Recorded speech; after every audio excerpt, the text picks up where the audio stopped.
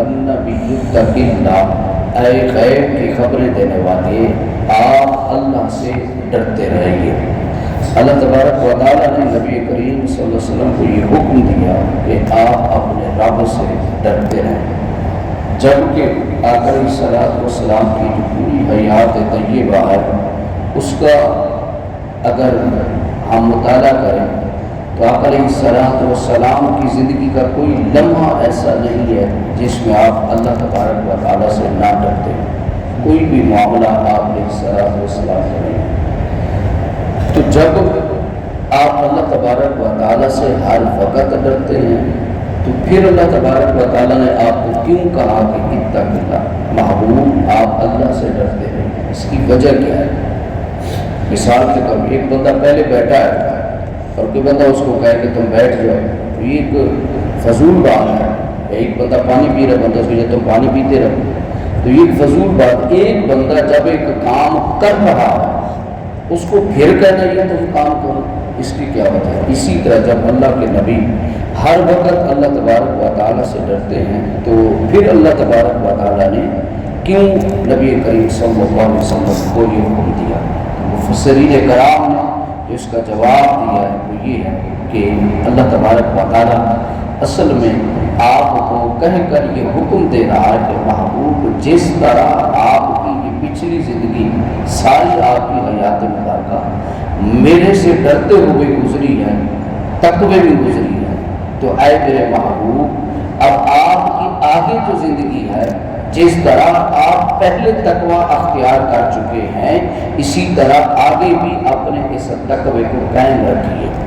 اور اس کے اوپر ہمیشہ کی طرح معبود، اور پھر یہ ہو کہ اس میں مزید آپ ترقی کیجیے، مزید آپ اضافہ کیجیے اپنے تقوی کو، کیونکہ ان اکرمکم عند اللہ اتقاکم، فرمایا بے شک اللہ کی بارگاہ میں سب سے زیادہ عزت والا وہ ہے جو تم میں سب سے زیادہ متقی پرہیزگار ہے۔ تو فرمایا اتق اللہ، اللہ سے ڈر۔ اب کوئی بندہ اس آیت کو لے کر یہ کہنا شروع کر دے کہ معاذ اللہ حضور اللہ سے ڈرتے نہیں تھے، کیونکہ اسی لیے حکم دیا جا رہا ہے نا کہ ایک بندہ ایک کام نہ کرتا پھر کہا جاتا ہے، ایک بندہ پہلے کہ ایک بندہ ایک کام کر رہا ہے اس کو پھر کیسے کہا جائے گا؟ لیکن نہیں،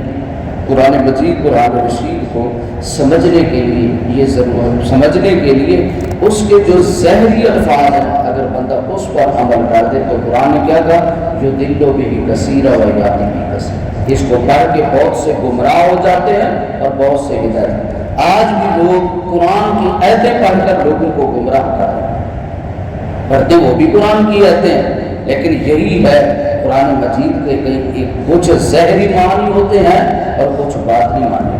قرآن مجید قرآن رشید میں بعض اوقات پر کئی مقامات پر ایسا کہ اللہ تبارک و تعالیٰ ندا خطاب تو نبی کو کر رہا ہوتا ہے لیکن اس میں آگے گفتگو امت سے کر رہا ہوتا ہے،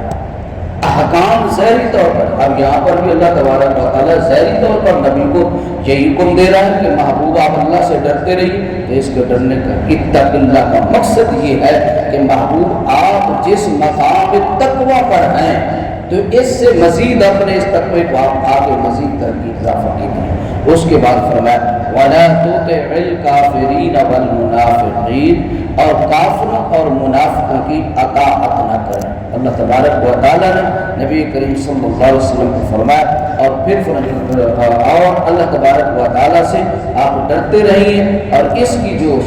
اس آیت مبارکہ کا جو دوسرا شان نزول ہے اتق اللہ سے، آپ اپنے اللہ سے ڈرتے رہیے، اس کا جو شان نزول ہے وہ یہ ہے جس کو امام طبری نے بھی نقل کیا ہے اور امام نیشاپوری نے بھی اس کو نقل کیا ہے۔ یہ آیت ابو سفیان بن حرب، عکرمہ بن ابی جہل اور ابو العبور کے بارے میں نازل ہوئی، اور یہ کب نازل ہوئی کہ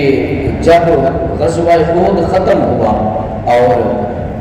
کفار کا یہ لشکر جب مکہ کی طرف دوبارہ واپس چلا گیا تو